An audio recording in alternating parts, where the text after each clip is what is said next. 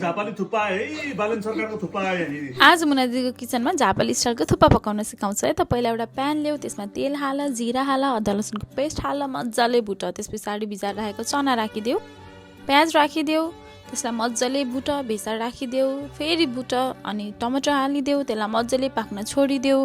बन्दाकोपी चाहिँ नहाले नि हुन्छ, यो अप्सनल हो, मैले चाहिँ हालेँ। त्यसपछि आफ्नो धुलो मसला के हाल्ने हो हाल, चिल्ली फ्लेक्स हाल, नुन हाल स्वाद अनुसारले, त्यसलाई फेरि पाक्न देऊ। थुक्पाको रसलाई बाक्लो बनाउन उसिनेर राखेको आलुलाई म्यास गरेर हालिदिने। त्यसपछि आफ्नो स्वाद अनुसारले पानी हालिदिने र त्यसलाई उम्लिन छोडिदिने। अर्को प्यानमा सोयाबिनलाई मजाले फ्राई गर्ने। यता रस उम्लिसकेपछि मजाले धनियाँ हालिदिने। हेर त कस्तो खामको लाग्दै बन्यो। त्यसपछि अघि उसिनेर राखेको थुक्पालाई बटुकोमा राखेर रस मजाले हाल्ने। त्यसमाथि ड्रेसिङ गर्नलाई लेटस राख्ने, अलिकति धनियाँ राख्ने, बन्दाकोपी राख्ने, प्याज राख्ने, खोर्सानी राख्ने, सोयाबिन राख्ने। अनि स्प्राउट चाहिँ अप्सनल हो, यसमाथि कागती पनि राख्ने। हेर त कस्तो मिठो भयो त्यो खाना, सबैले अप्रुभ गर्नुभएको त देखिहाल्यो।